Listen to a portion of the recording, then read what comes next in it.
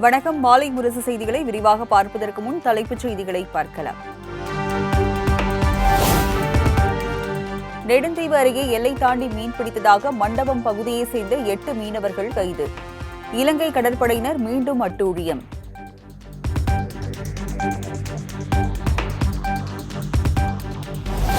தென்கிழக்கு வங்கக்கடலில் உருவான புதிய காற்றழுத்த தாழ்வு பகுதி இன்று ஆழ்ந்த காற்றழுத்த தாழ்வு பகுதியாக வலுவடைய வாய்ப்பு. வரும் 11ஆம் தேதி இலங்கை தமிழகம் கடற்கரையை நோக்கி நகரக்கூடும் எனவும் வானிலை ஆய்வு மையம் கணிப்பு.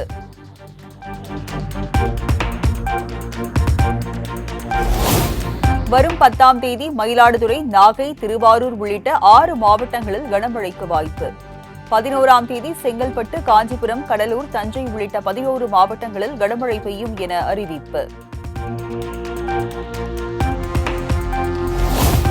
விழுப்புரம் புதுச்சேரி சாலை அருகே உள்ள பல பகுதிகளில் 8 நாட்கள் ஆகியும் இன்னும் வடியாத மழைநீர். 7 அடிக்கு மேல் தண்ணீர் தேங்கி நிற்பதால் பொதுமக்கள் கடும் அவதி.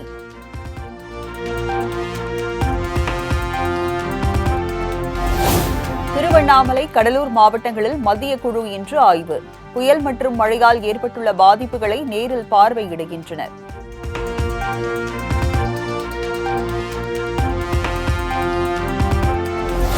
புதுச்சேரியில் பெஞ்சல் புயல் பாதிப்புகளை இன்று ஆய்வு செய்கிறது மத்திய குழு. 2 நாட்கள் ஆய்வு செய்து மத்திய அரசிடம் அறிக்கை சமர்ப்பிக்க திட்டம்.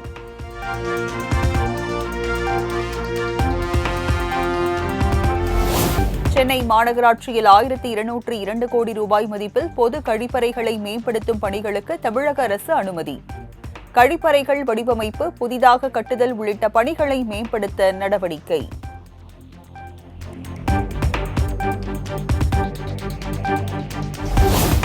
முல்லைப் பெரியாறு அணையில் ஆண்டு பராமரிப்பு பணிகளை மேற்கொள்ள அனுமதிக்காத கேரள அரசுக்கு எடப்பாடி பழனிசாமி கண்டனம். பணிகளை மேற்கொள்ள நடவடிக்கை எடுக்காமல் முதலமைச்சர் வாய்மூடி மௌனியாக இருப்பதாகவும் விமர்சனம்.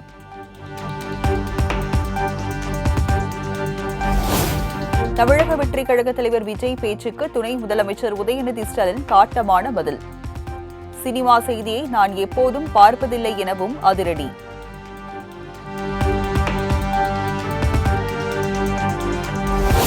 நடிகர் விஜய் கலை உலகில் மைனஸ், அதனால்தான் அவர் அரசியலுக்கு வந்துள்ளதாக திமுக அமைப்பு செயலாளர் RS பாரதி சாடல்.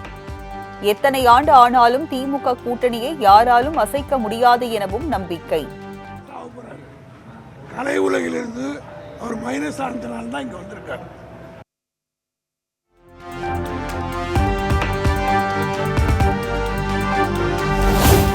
நேற்று பெய்த மழையில் முளைத்தவர்கள் எல்லாம் திமுகவை இழிவாக பேசிக் கொண்டிருக்கிறார்கள். திமுகவை இழிவாக பேசினால் அவர்கள் மண்ணோடு மண்ணாக போய்விடுவார்கள் என RS பாரதி சாபம். ஆனால் இந்த இயக்கத்துடைய வரலாறு தெரியாமல் நேற்று முளைத்தவர்களாம் இதுக்கு சவால் விடுறான். காலக்கோளாறு, என்ன செய்வது? ஆனால் ஒன்று, இந்த கட்சியை எதிர்த்தவன் அல்லது எதிர்க்க நினைத்தவன் மண்ணோடு மண்ணாகி போயிருக்கிறார் என்பது வரலாறு. நான் சாபமிடவில்லை, வரலாறை சொல்கிறேன்.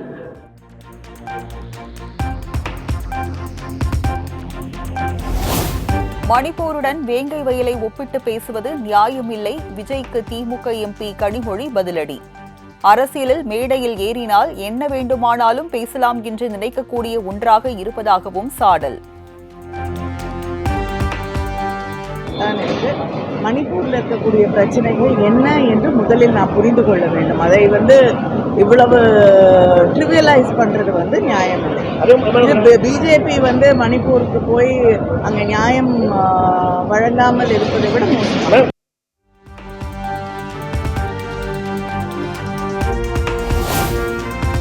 திமுகவுக்கு தப்பு கணக்கு போடும் பழக்கம் கிடையாது என அமைச்சர் ரகுபதி கருத்து. கூட்டல் கழித்தல் விஜய்க்கு தெரியாமல் இருக்கலாம் எனவும் பேட்டி. திராவிட முன்னேற்ற கழகம் எப்பொழுதுமே ஒரு கணக்கை போட்டால் சரியான கணக்கைத்தான் நாங்கள் போடுவோமே தவிர தப்பு கணக்கு போடுகிற பழக்கம் எங்களுக்கு கிடையாது. கூட்டல் கழித்தல் அவருக்கு வேண்டும் என்றால் தெரியாமல் இருக்கலாம். ப்ளஸ் எல்லாம் மைனஸ் ஆகும் என்கின்றார். அரசியலிலே எந்த ப்ளஸ்ஸும் மைனஸ் ஆவதற்கான வாய்ப்பே கிடையாது. ப்ளஸ்ஸோடு ப்ளஸ் சேருகிற போது அங்கே எண்ணிக்கை கூடுமே தவிர அங்கே குறைவதற்கான வாய்ப்பு ஒன்றுமே கிடையாது. எனவே ப்ளஸ்ஸை மைனஸ் ஆக்கி காட்டுகிற வல்லமை அவருக்கும் கிடையாது, யாருக்கும் கிடையாது.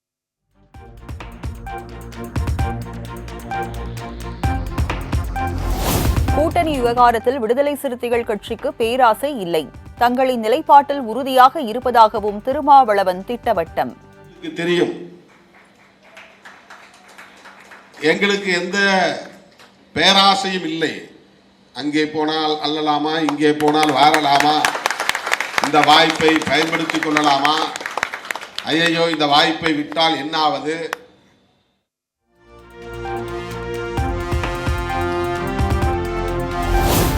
தமிழக வெற்றிக் கழக தலைவர் விஜய் கூறியது போல் திருமாவளவனுக்கு அழுத்தம் இருப்பதாகவே உணர்கிறோம். அதிமுக முன்னாள் அமைச்சர் KP முனுசாமி கருத்து.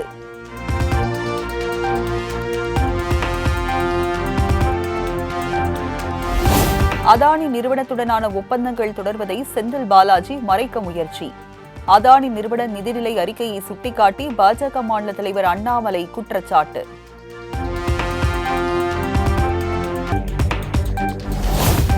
அதானியுடன் ஜெயலலிதா முதலமைச்சராக இருந்தபோது போடப்பட்ட ஒப்பந்தம் தற்போது வரை தொடர்கிறது. திமுக அரசு புதிதாக எந்த ஒப்பந்தமும் போடவில்லை என அண்ணாமலைக்கு அமைச்சர் ரகுபதி பதிலடி. ஒரு பைசாவுக்கு அவங்க வாங்குறதுக்கு போட்ட ஒப்பந்தம் தான் தொடர்ந்து நடைபெற இருக்கிறதே தவிர நாங்கள் போட்ட ஒப்பந்தம் கிடையாது. அந்த ஒப்பந்தம் தான் நீடித்து இருக்கு. இல்லைன்னா இப்போ மின் தட்டுப்பாடு விடக்கூடிய சூழ்நிலை இருக்கிறதுனால அதை நாங்கள் சில சமயங்களில் தொடர வேண்டிய கட்டாயம் இருக்கிறதே தவிர வேறொன்றும் கிடையாது. தவிர நாங்கள் புதிதாக அதானியை அழைத்து வரவில்லை. அதானியை அழைத்து வந்தது அதிமுக. அவர்களை கேள்வி கேட்காமல் எங்களை கேட்பதில் என்ன அர்த்தம் இருக்கிறது?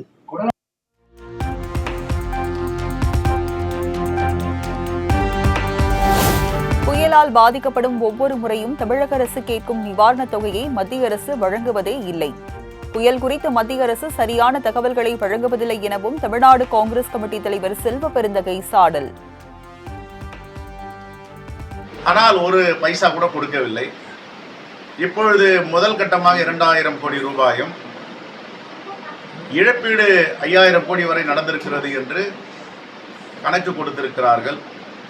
இதுவரை எந்த நிதியும் அளிக்கவில்லை.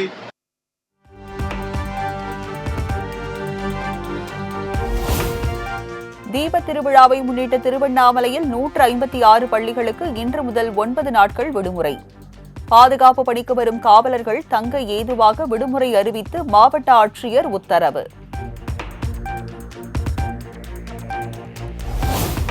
கார்த்திகை தீப திருவிழாவையொட்டி திருவண்ணாமலைக்கு 4089 சிறப்பு பேருந்துகள் இயக்கப்படும்.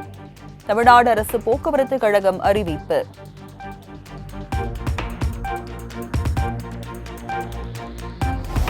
தீப திருவிழாவின் போது கூட்ட நெரிசலை தவிர்க்கும் வகையில் திருவண்ணாமலையில் 9 இடங்களில் தற்காலிக பேருந்து நிலையங்கள், கிரிவல பாதையை இணைக்கும் வகையில் 40 கட்டணமில்லா சிற்றுந்துகளை இயக்கவும் அரசு திட்டம்.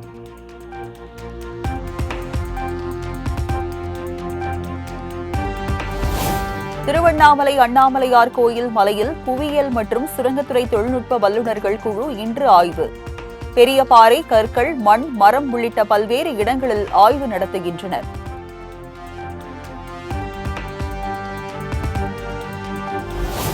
லஞ்ச வழக்கில் சிக்கிய நெல்லை மாநகராட்சி உதவி ஆணையர் ஜஹாங்கீர் பாஷா சஸ்பெண்ட். மீண்டும் காத்திருப்போர் பட்டியலுக்கு மாற்றம் செய்யப்பட்டார்.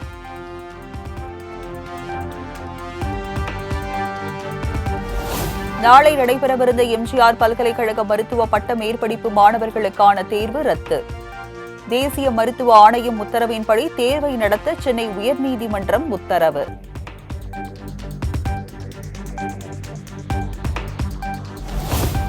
கிருஷ்ணகிரி அருகே மின்சார மீட்டர் வழங்க விவசாயியிடம் 10,000 ரூபாய் லஞ்சம் வாங்கிய மின்வாரிய ஊழியர் கைது.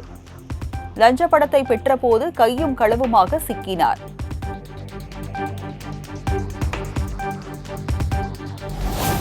தூத்துக்குடியில் ஷேர் மார்க்கெட் டிரேடிங்கில் அதிக பணம் சம்பாதிக்கலாம் என ஆசை வார்த்தை கூறி 52 லட்சம் ரூபாய் மோசடி. கேரள மாநில இளைஞரை கைது செய்து போலீசார் தீவிர விசாரணை.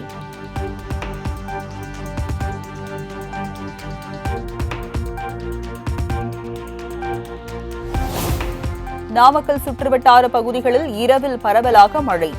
1 மணி நேரம் பெய்த மழையால் மக்கள் மகிழ்ச்சி.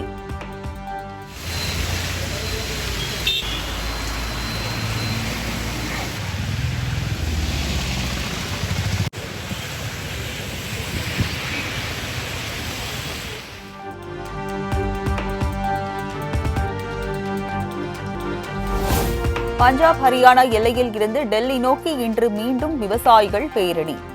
பேச்சுவார்த்தைக்கு மத்திய அரசு அழைப்பு விடுக்காத நிலையில் முடிவு.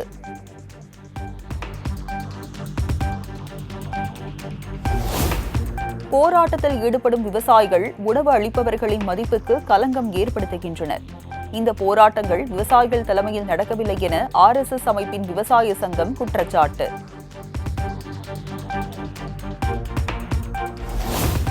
வாய்ப்பு கிடைத்தால் இந்தியா கூட்டணிக்கு தலைமை ஏற்க தயார் என மம்தா பானர்ஜி அதிரடி அறிவிப்பு.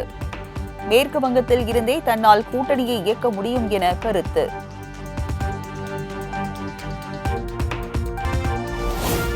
இந்தூரில் இருந்து டெல்லிக்கு விமானத்தில் கடத்தி வரப்பட்ட 73 லட்சம் ரூபாய் மதிப்பிலான தங்கம் பறிமுதல். பயணி ஒருவரை கைது செய்து சுங்கத்துறை அதிகாரிகள் அதிரடி.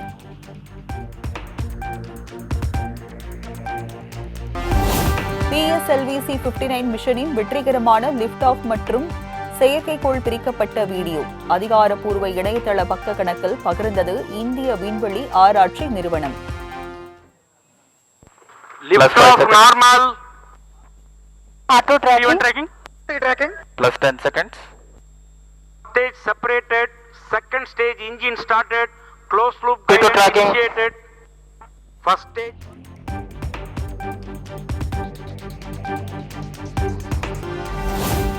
சிங்கப்பூர் உலக செஸ் சாம்பியன்ஷிப் போட்டி இந்தியாவின் குகேஷ் மற்றும் சீனாவின் டிங்லிரின் இடையிலான 10வது சுற்றும் டிராவில் நிறைவு.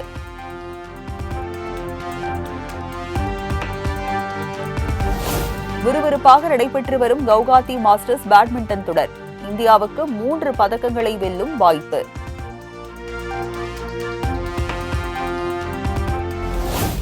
திரையரங்குகளில் வசூல் வேட்டை நடத்தி வரும் புஷ்பா 2 திரைப்படம் வெளியான 3 நாட்களில் உலகளவில் 500 கோடி ரூபாய் வசூல்.